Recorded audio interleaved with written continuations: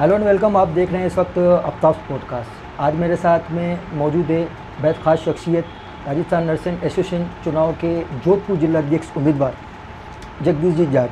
Sir, सबसे पहले तो आपका शुक्रिया अदा करना चाहूँगा कि आप ये चुनाव फाइट कर रहे हैं, जोधपुर जिला अध्यक्ष के उम्मीदवार भी हैं।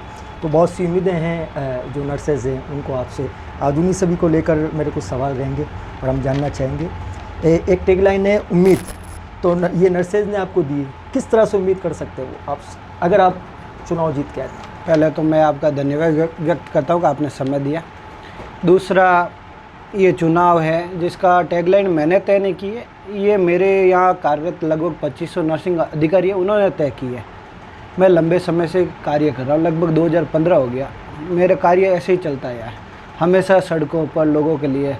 तो इस बार का जो चुनाव है वो एक चुनाव हो रहा है जोधपुर में, तो उन सबको मात्र एक उम्मीद है कि कोई ये ऐसा व्यक्ति आए जो लगातार मेहनत करे, जिसकी वजह से हमारे कार्य हो। इसलिए उन्होंने खुद ही टैगलाइन दे दिया उम्मीद। तो मैं अब उन्होंने टैगलाइन तो बहुत बड़ी दे दी, लेकिन मैं कोशिश करूंगा कि अगर रख ही दिया तो उनकी उम्मीदों पर खतरा उतरूँ मैं। जैसे हमेशा चुनाव में युवा और सीनियर नर्सेज का अलग अलग प्रत्याशियों को सपोर्ट करते हैं, लेकिन इस बार आप युवा हो फिर भी सीनियर नर्सेज भी आपको सपोर्ट कर रहे हैं, क्या वजह है? जो चुनाव होते हैं यहाँ पर एक्चुअली क्या है ना कि समय के साथ संगठन ख़त्म होते जा रहे थे, उनके अंदर धरातल पर काम करने वाले लोग ख़त्म हो गए थे। तो क्या हो जी कि भाई जैसे चुनाव में प्रत्याशी खड़े हुए, कार्य किए नहीं किए, लेकिन चुनाव के टाइम ही वो आते थे। तो अस्पतालों के अंदर जाते थे तो क्या होता कि भाई सीनियर आदमी खड़ा हुआ, सीनियर उसके साथ हो जाते थे, जूनियर खड़ा हुआ तो कुछ जूनियर उधर चले जाते थे, ये अस्पताल का है तो उधर चले जाते थे। लेकिन क्या है, पिछले 2 साल 3 साल 4 साल 5 साल से जब लोग देखते हैं कि किसी की परेशानी हुई जगदीश खड़ा है, इधर किसी की परेशानी ये हुई खड़ा है, किसी सीनियर की प्रॉब्लम है तो उसका छोटा बेटे की तरह मैं साथ खड़ा हूँ, किसी मेरे छोटे भाई की प्रॉब्लम साथ खड़ा हूँ। तो ये जो प्रोपागेंडा चल रखा था, सीनियर साथ है या नहीं है, जूनियर साथ है या नहीं है, इस बार उन सब के साथ मैं हूँ, इसलिए वो सारे मेरे साथ है। यही सबसे बड़ा कारण है। काम को इज्जत मिलती है, काम को इज्जत। बार चर्चा का विषय है कि इस बार चुनाव नर्सिंग ऑफिसर और टीचर के बीच है, कहाँ तक सही है ये बात? एक्चुअली ऐसा मैं इसलिए कह सकता हूँ भाई, टीचर कह सकते हैं। अगला जो कैंडिडेट है सामने, एक्चुअली हमारे सामने सुरेंद्र चौधरी कैंडिडेट, वो नर्सिंग सीनियर नर्सिंग ऑफिसर है, लेकिन 15 साल से नर्सिंग कॉलेज में पदस्थापित है। वहाँ बच्चों को पढ़ाते हैं, एजुकेशन संबंधित कार्य होते हैं, एग्जाम्स लेते हैं या इंस्पेक्शन वगैरह में वहाँ जाते हैं। नर्सिंग वर्क का कार्य अस्पताल धरातल पे कोई कार्य है? धरातल में अस्पताल में सुई लगाना, ट्रीटमेंट करना, वहाँ का व्यवस्था देखना, मरीजों के बीच में रहना, ये हमारा कार्य है। तो आम नर्सिंग अधिकारियों ने इस चुनाव को ये बना दिया कि भाई जो हमारे बीच बैठा है उसको समस्या पता है, जो पढ़ा लिखा रहा है वो टीचर है। इसलिए लोगों ने कहा ये टीचर और नर्सिंग अधिकारियों के बीच का चुनाव है। कई नर्सेज दूसरे जिलों से यहाँ नौकरी कर रहे हैं, वे अपने गृह जिले में जाना चाहते हैं, इनके लिए आप क्या प्रयास करेंगे अगर आप चुन के आते हैं? ये है ना एक बहुत बड़ी समस्या है सर। मैं आज यहाँ बैठा हूँ, आज मेरे को धौलपुर लगा दो, मैं लंबे समय 10 साल से धौलपुर हूँ, तो मेरा मन होगा कि मैं नौकरी करूँ तो मेरे घर आ जाऊँ।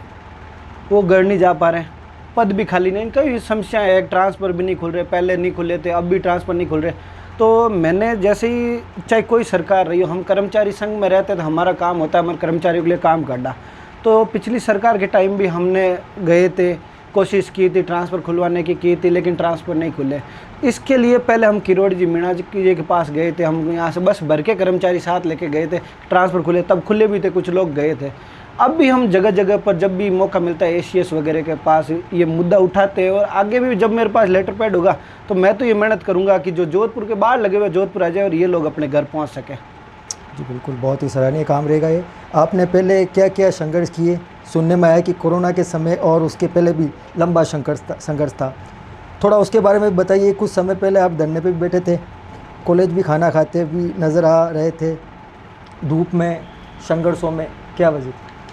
मैं 2015 से संघर्ष में ही हूँ। कारण ये है कि ये कैडर है ना, हम आपको बाहर से दिखते होंगे कि भाई हम ड्यूटी कर रहे हैं, मौज की ड्यूटी कर रहे हैं, बहुत मुश्किल ड्यूटी है अस्पताल की।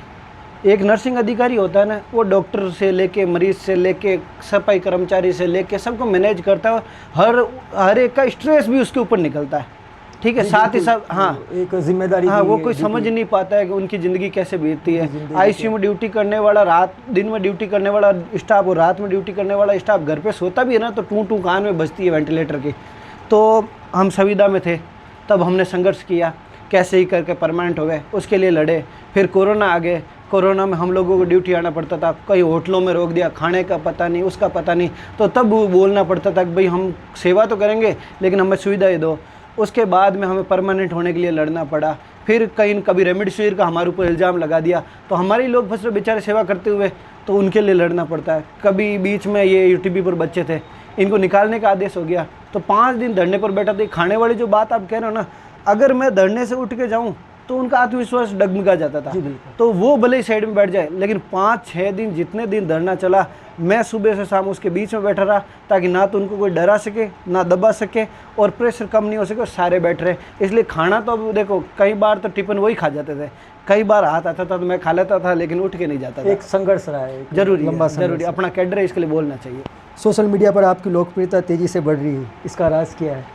काम धरातल पे लेके। हाँ, कितने भी समीकरण कर लो, कुछ भी कर लो, उल्टा सीधा कर लो, लोगों को गलत बोल लो, ये लंबे टाइम नहीं टूटते झूठ, लेकिन आप काम करोगे ना, वो काम सबको दिखेगा, बस उस वजह से है और बाकी कुछ नहीं।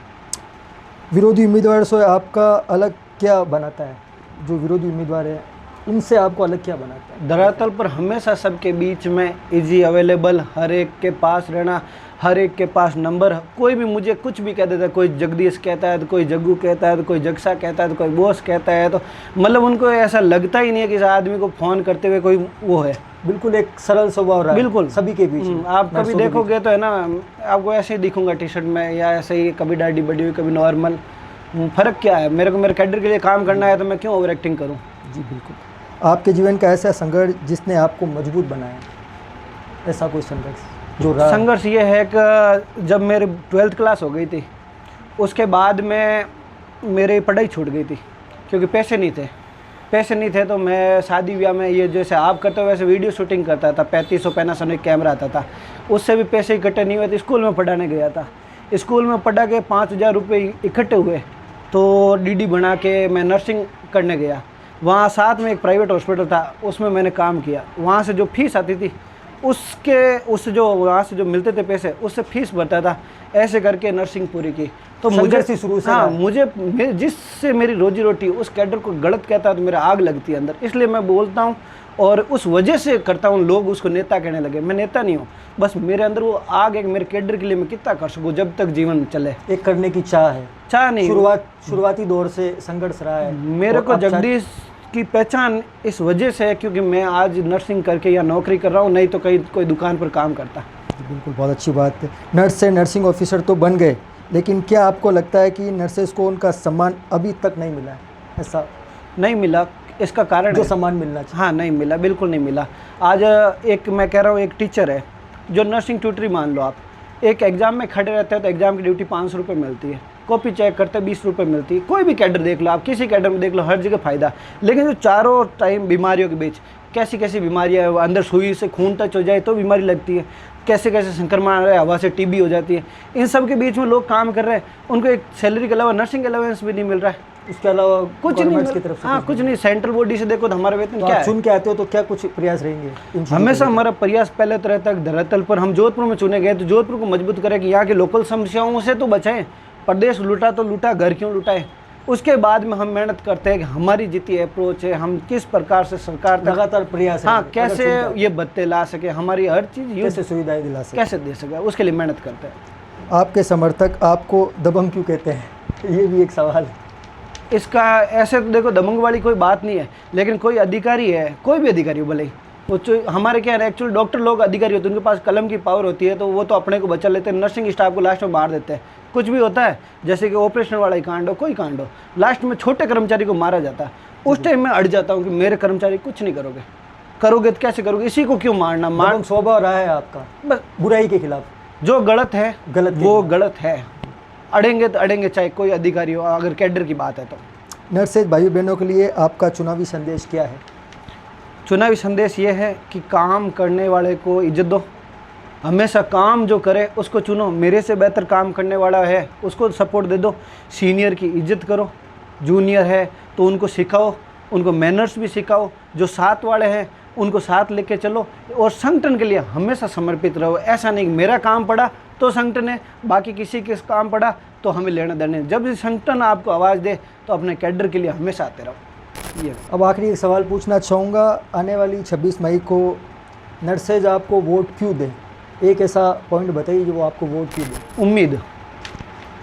उम्मीद है इसलिए वोट दो। मेरे को कोई सर्टिफिकेशन की ज़रूरत नहीं है, पिछले 11 साल से दौड़ रहा हूँ, वही मेरा सर्टिफिकेशन है। और ये उम्मीद आप सब की है कि मैं आगे दौड़ूंगा, तो आप देखना कि यही आदमी आगे आपको मिलेगा। इसी उम्मीद के लिए वोट दो। बाकी मैं और कुछ नहीं कहना चाहूँगा, बाकी अपना आप सारे काम होंगे। जी, आपका बहुत शुक्रिया इस पॉडकास्ट के माध्यम से हमसे बातचीत करने के लिए। हम उम्मीद करते हैं कि भी आपका आने वाला भविष्य उज्जवल रहे, आप इसी तरह नर्सेज के लिए लड़ते रहें और ये आने वाला चुनाव आपके लिए सफलतापूर्वक रहे। इसी के साथ मैं आप सभी से इजाज़त लेता हूँ। ये मेरे साथ में थे जगदीश जी जाट, जो कि उम्मीदवार है जोधपुर जिला अध्यक्ष राजस्थान नर्सेज एसोसिएशन से। और आप देखते रहिए आफ्ताब पॉडकास्ट, चैनल को जरूर सब्सक्राइब करें। Bye guys.